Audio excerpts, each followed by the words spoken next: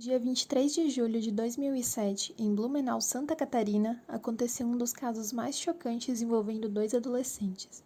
Ninguém podia imaginar que, além de se tratar do próprio amigo, o perigo estava somente a alguns metros da sua casa. E aí, pessoal, tudo bem? Sejam bem-vindos agora sim ao primeiro vídeo, do canal. Para quem não me conhece, eu sou a Débora e por aqui eu vou contar para vocês vários casos, de crimes reais solucionados ou não. Vai ter lenda urbana, caso sobrenatural e tudo que envolve mistério e investigação. Então, se você é curioso como eu, não esquece de se inscrever no canal, já ativa o sininho, para não perder nenhuma notificação de vídeo novo. E também deixa o seu like que me ajuda muito, principalmente agora no começo. Já aviso que eu sou uma pessoa tagarela, então se você não gosta de introdução, é só pular para o minuto que eu vou deixar aqui na tela que ele vai te levar direto para a história, tá bom? Tem alguns motivos para eu ter escolhido esse caso, Primeiro que, como eu já morei em Blumenau, eu tenho muita gente que me segue no Instagram, que foi por onde eu comecei com a ideia de criar ali o canal. E o pessoal falou muito, desse caso, teve várias pessoas que indicaram esse caso em específico. E, de qualquer forma, pelas minhas pesquisas, eu vi que tem muita fonte, muita coisa que acabou passando informação errada, assim. O caso foi extremamente mal coberto, não tem quase nada, assim. Então, acho que a mídia acabou passando, assim, mais pra chocar mesmo, sabe? Ou porque eles queriam falar alguma coisa. Pesquisei bastante e eu encontrei um canal, que é o canal do Beto Ribeiro, que ele fez uma entrevista, na verdade eu acho que foi por e-mail, pelo que eu entendi, ele conversou diretamente com a família dos envolvidos, então isso dá bem mais credibilidade, para as informações. O Gabriel, ele nasceu em 1995, ou seja, ele tinha 12 anos, quando tudo aconteceu. Ele era descrito como um bom aluno, respeitoso, educado e que vinha de uma família estável. Ele tinha um irmão mais velho chamado Guilherme, que inclusive tinha a mesma idade do seu agressor. Bom, já o Daniel, ele nasceu em 1991, na época então ele tinha 16 anos, e ele foi descrito como um rapaz muito quieto, tímido e que tinha poucos amigos na escola. Segundo algumas testemunhas, o ambiente familiar dele não era tão estável e o seu pai tinha problemas com álcool. Poucas fontes citam, mas o Daniel já tinha sido diagnosticado com esquizofrenia. Apesar disso, os adolescentes da rua costumavam se reunir em sua casa e a proximidade entre os dois envolvidos no caso era por conta de um jogo de RPG que os dois jogavam, Esse jogo era o Tibia. A casa do Daniel e onde tudo ocorreu fica em Blumenau, no bairro Velha. E para quem não conseguiu se situar, Blumenau é a cidade famosa pelo Oktoberfest, que acontece todo mês de outubro na cidade. É uma festa de tradições germânicas, que costuma trazer vários turistas, não só do Brasil como do exterior.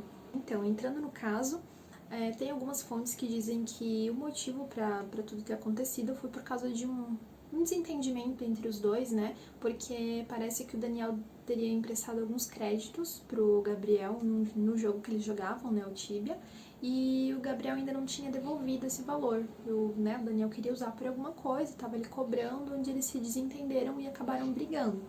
Porém, ele já não estava muito bem psicologicamente, então na verdade ele usou isso mais como uma desculpa também para cometer o ato. O fato é que quando aconteceu, o Gabriel estava na casa dele, também não se sabem se ele foi chamado, se ele foi por conta própria ou como foi que aconteceu, só que era bem normal ele estar lá, porque eles eram amigos, inclusive eles tinham até um banquinho ali para pular o muro, conseguir chegar um na casa do outro mais fácil e não precisar ficar dando a volta, então era algo assim totalmente normal e até frequente, Então, nesse mesmo dia 23, o Guilherme, que é o irmão da vítima, foi chamar o Gabriel para almoçar.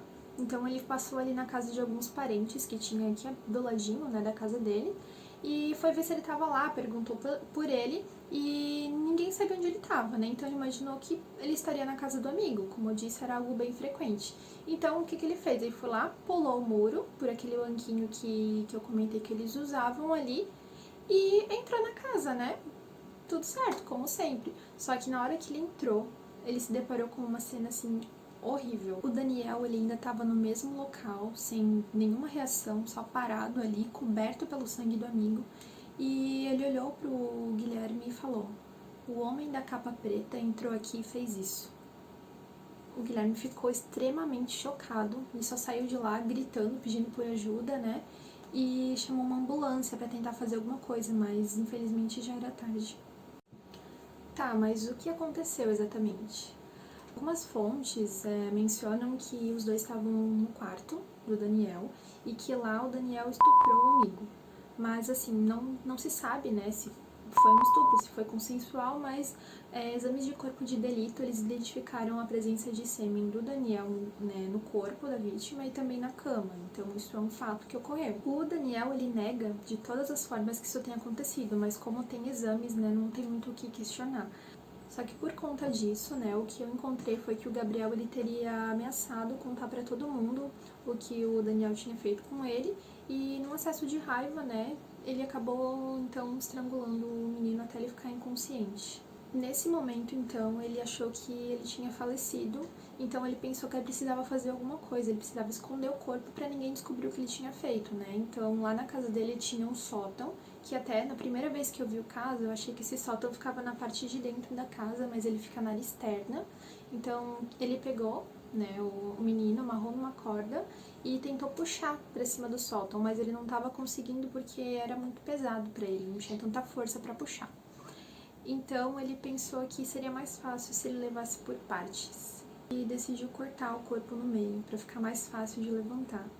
E assim, como se não desse para ficar pior, como eu falei, ele achou que o Gabriel ele estava morto, mas ele não estava, ele só estava desacordado. Então, enquanto ele serrava e dividia o corpo, o Gabriel acordou, né, assustado com o que estava acontecendo, mas no meio daquilo tudo ele acabou desmaiando de novo. E o Daniel, quando viu que ele estava acordado, em vez de ele parar, fazer alguma coisa, ele só continuou serrando, ele não deu importância, digamos, para o que estava acontecendo. Ele não sei se ele não pensou, se ele estava na adrenalina, o que aconteceu, mas o fato é que ele não parou. Então, no caso, a causa da morte, né, foi diagnosticada como hemorragia, já que ele perdeu muito sangue. Mesmo com tudo isso, ele ainda assim não conseguiu levar o corpo para cima, né, ainda assim ficou pesado e ele só desistiu. Ficou ali parado e foi nesse momento que o irmão da vítima apareceu e deu de cara com aquela cena horrível. Isso também não é comprovado, mas algumas fontes garantem que após a divisão do corpo, o agressor ainda teria praticado mais um ato sexual com a vítima. Então ele é levado para a delegacia e até esse momento ele continua alegando a mesma coisa, dizendo que quem fez aquilo foi o homem da capa preta. O Daniel foi julgado como menor de idade, até porque na época ele só tinha 16 anos, né? E recebeu a pena máxima prevista pelo Estatuto da Criança e do Adolescente, que era de 3 anos e internação, né, num instituto para jovens infratores. Como todo o processo ele segue em segredo de justiça, não tem fontes públicas que dizem se foi feito realmente, né, se ele cumpriu esses 3 anos ou o que ocorreu depois disso, mas, né, o fato é que não se tem muita informação, como eu disse, mas sabe-se que ele mudou de nome, né, e enfim, depois que ele saiu ali da internação, ele viveu a vida dele normalmente. Uma coisa que eu acho bem complicada é que a família dele, mesmo que não tenha culpa diretamente, né, porque não foram eles que fizeram, não estou defendendo nem nada assim, mas o complicado é que a família não tem culpa, eles foram bastante assediados, né, por conta disso, então a mãe dele ficou muito mal com tudo isso, né, porque nenhuma mãe quer que aconteça uma coisa assim com o filho. O irmão dele, tinha gente que queria bater no irmão dele, porque associava, né, com um rapaz ali, enfim, eles foram muito assediados mesmo pelo povo e eles tiveram que mudar de cidade, eles foram embora, né, e pelo que eu entendi, a casa ali onde eles moravam, uma parte ela foi vendida, não sei se foi a casa, o terreno, alguma coisa assim, mas a maior parte, né, a casa mesmo, ela ainda permanece como patrimônio da família. Como esse é um caso que aconteceu aqui na região, né, no estado, eu não sei se em algum momento algum familiar, algum conhecido da vítima vai ver esse vídeo, mas se aconteceu, eu só queria deixar registrado que o objetivo aqui é somente relatar os fatos. Em nenhum momento desrespeitar a vítima ou familiares, já que eu nem imagino que possam ter passado, né. O Gabriel, como tinha 12 anos, ele ainda era uma criança, gente. Então, eu não sei, não consigo imaginar como alguém pode ter conseguir, né, ter a capacidade de fazer algo nesse sentido, e ainda mais contando que ele viu quando o Gabriel acordou. Então, gente, eu também gostaria muito de saber o que vocês acharam do caso, se vocês acham que a justiça foi feita ou se vocês fariam algo diferente. Qual a opinião de vocês? Bom, esse foi o caso de hoje, eu espero que tenham gostado. Como eu falei lá no começo, não esquece do like, que me ajuda muito na divulgação. Já compartilha com um amigo, né, que também gosta desse tipo de conteúdo, que vai me ajudar também muito mesmo, e eu vou ficar super feliz. Já aproveita e comenta aqui se tem algum caso que vocês querem que eu traga pro canal. E é isso, pessoal. Um beijo, até a próxima!